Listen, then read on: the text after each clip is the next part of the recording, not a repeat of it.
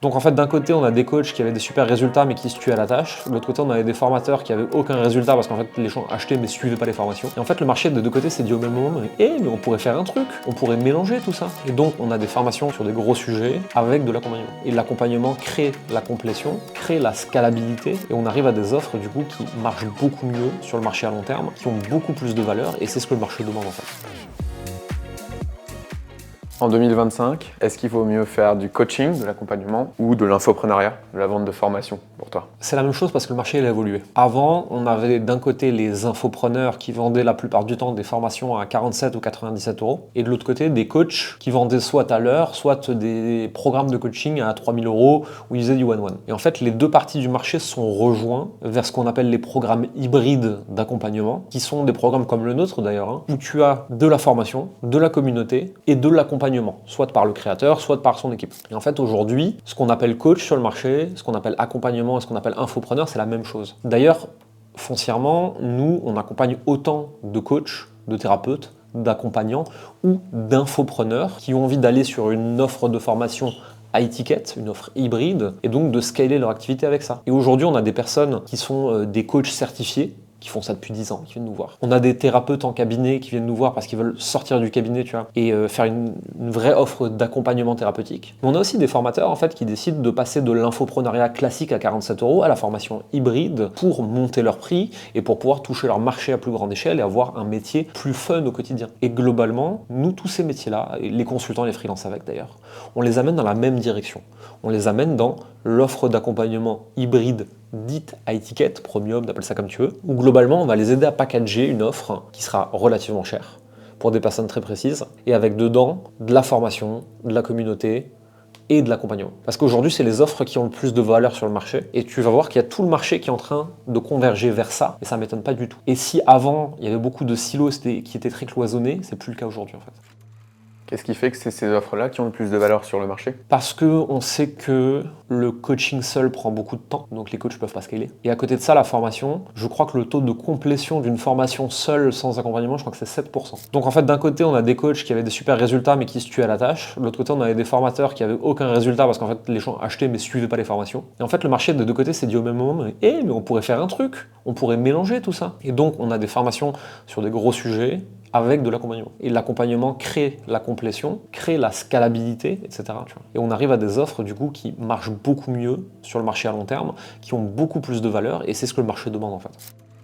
Qu'est-ce qui a été challengeant pour vous dans la mise en place du côté accompagnement, pour que ce soit pas juste en gros un groupe Je pense que le plus gros sujet, c'est comment tu accompagnes de façon quasi individualisée des profils très différents en termes de personnalité, qui ne sont pas forcément tout à fait au même niveau et qui n'ont pas tout à fait les mêmes façons d'apprendre. Nous, la solution, ça a été de bien baliser le parcours client et de rajouter du customer care. Donc nous, dans le programme, il y a une customer care dédiée qui vient demander de leurs nouvelles aux clients chaque semaine, voir où ils en sont, s'ils bug sur quelque chose, vers quel coach il faut les renvoyer, qui peut leur donner un ou deux conseils, etc. Et donc, on a ce truc beaucoup plus personnalisé finalement, et qui permet d'avoir un taux de complétion plus élevé, donc des résultats plus élevés. Quand tu parles de baliser le parcours client, qu'est-ce que tu entends par là? La personne, elle démarre à l'étape 1, pour passer à l'étape 2, elle aura blocage ABC. Blocage ABC se résolve chacun par tel truc, tel truc, tel truc. Tel truc, c'est en groupe, tel truc, c'est en PDF, tel truc, c'est avec un exercice, tel truc, c'est en coaching. Et c'est vraiment, on a décomposé les grandes étapes vers les résultats, en sous-étapes, en sous-blocage et en sous-solutions. Et en fait, c'est avec ce niveau de réflexion et d'ingénierie pédagogique qu'on arrive à amener des résultats à nos clients avec un accompagnement hybride, justement. Du coup, en ayant balisé et standardisé le parcours comme ça, qu'est-ce que ça implique sur vous, votre acquisition client? C'est de savoir précisément à qui on parle, donc coach, thérapeute, accompagnant, consultant, infopreneur formateur, qui veulent développer leur activité avec des systèmes aussi simples que possible et qui en sont à peu près au même niveau, c'est-à-dire que pour qu'ils rentrent dans notre accompagnement classique, il faut qu'ils soient à moins de 10 000 euros par mois, et pour qu'ils soient en phase de scaling et qu'on puisse les accompagner là-dedans, il faut qu'ils aient déjà coché toutes les étapes avant. Et en fait, on a un seul avatar qui peut être à 2 niveaux, et pour ça on a 2 offres et rien d'autre en fait. Standardiser tout en gardant une certaine individualisation demande de ne pas faire beaucoup de choses en même temps. On peut faire que très peu de choses à la fois si on veut les faire bien. Et ça c'est le secret, on ne peut pas faire 10 trucs en même temps pour 10 personnes différentes et le scaler, ça prend trop de ressources en fait. Nous aujourd'hui, toutes nos ressources internes sont sur 2 offres. Et donc en fait, on peut les améliorer encore et encore et encore pour amener toujours plus de résultats, d'une façon toujours plus précise, ce qui fait qu'on peut accompagner toujours plus de clients. Si on avait 17 offres, ce serait pas possible. À un moment donné, je crois me souvenir que vous aviez commencé à essayer de prendre aussi des gens plutôt en freelance dans le programme, etc., un peu hors de la cible. Qu'est-ce qui s'était passé à ce moment-là? Est-ce que vous en êtes revenu? Enfin, comment ça s'était... On a toujours des freelances qui viennent nous voir, on communique moins dessus, tout simplement parce qu'il y a certaines catégories de freelance qui sont parfaites pour ce qu'on fait, d'autres pas. Et en fait, ça a dilué notre message de partir dans tous les sens. Les coachs se considèrent pas forcément comme freelance, les freelances ne font pas de coaching, les infopreneurs sont une catégorie à part. Nous, notre cœur de cible, c'est accompagnement et infopreneur. En s'adressant aussi en freelance, on devait trouver un moyen de segmenter la sous-catégorie de freelance qui match avec tout ça. Et aujourd'hui, quand ils viennent vers nous, on est capable de le faire. Mais on n'a plus envie de le mettre au centre de notre communication parce que ça fout le bordel en fait. Et à un moment, si tu dilues ton message, si tu le rends plus complexe à comprendre, tu perds en rentabilité. Ça, on l'a remarqué assez vite et on a vite rétro-pédalé là-dessus. On a toujours des freelances dans nos programmes, mais on ne leur court pas après. Et comment tu gères le fait d'avoir 2 niveaux pour ton avatar, donc les gens un peu débutants et les gens avancés? C'est deux programmes complètement différents.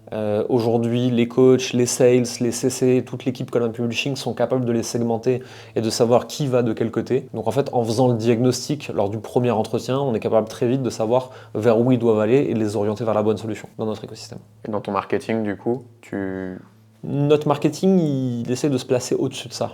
C'est de dire... Au début, vous avez un métier, après vous avez un lifestyle business, après vous avez une entreprise d'accompagnement à impact sur le marché, pas impact greenwashing. Et donc en fait, que vous rentriez à l'étape 1, à l'étape 2 ou à l'étape 3, nous on est là pour vous aider. Et si tu veux, l'idée c'est d'élever un peu son discours et de pas dire juste tu fais 2000 et tu veux faire 5000. Non, tu fais ce type de métier et tu veux te développer, tu veux grandir, tu veux avoir plus d'impact sur le marché et avoir aussi plus de revenus avec. Bah si t'es à l'étape 1, on s'est aidé, si t'es à l'étape 2, on s'est aidé, si t'es à l'étape 3, on s'est aidé. Mais nous on a parlé du gros sujet au-dessus, donc tu viens vers nous pour le gros sujet au-dessus et nous ensuite en contact avec toi, on resegmente sur où est-ce que tu en es et de quoi on doit te parler précisément. Si tu avais face à toi un infopreneur d'un côté, un coach de l'autre, qu'est-ce que tu leur dirais par rapport à leur livraison? Le coach, je lui dirais qu'il ne peut pas avoir un système de livraison qui repose que sur lui et que sur son temps. L'infopreneur, je lui dirais qu'une formation seule sur le marché d'aujourd'hui n'a quasiment plus aucune valeur. Et les deux, je les ferai converger vers une offre d'accompagnement hybride, donc formation plus communauté, plus customer care, plus accompagnement de l'humain, et c'est ça qui maximise les résultats. C'est pas pour rien que c'est ça qu'on transmet, c'est ça qu'on vend, c'est ça qu'on propose, c'est ça qu'on conseille, etc. Et je suis biaisé forcément, hein. Moi tout mon univers métier il est là-dedans. C'est juste que j'ai observé que c'est ça qui marchait le mieux aujourd'hui sur le marché. Et donc en fait je veux le filer à tout le monde, parce que j'en ai marre qu'ils aient des trucs qui soient inscalables ou qui marchent mal. Donc je prends ce truc qu'on a étudié et raffiné et qui marche mieux que le reste, et j'essaie de le faire comprendre aux gens. Et c'est pour ça que je le répète toute la journée. Comment je crée mon offre maintenant? Est-ce que tu aurais une autre vidéo par hasard qui permettrait de le faire? Alors il y a deux possibilités. Soit t'es un petit coquin qui veut les réponses toutes faites avant tout le monde, tu vas en dessous de cette vidéo, tu cliques pour t'inscrire à la masterclass, je te donne toutes les étapes sur comment construire une offre comme ça. Soit tu dis mais je suis pas encore tout à fait convaincu, je sais pas trop, tu regardes la vidéo là qui va s'afficher quelque part par ici où justement on explique un peu plus en détail ce que c'est une offre et comment ça marche. Parfait, merci Jérémy.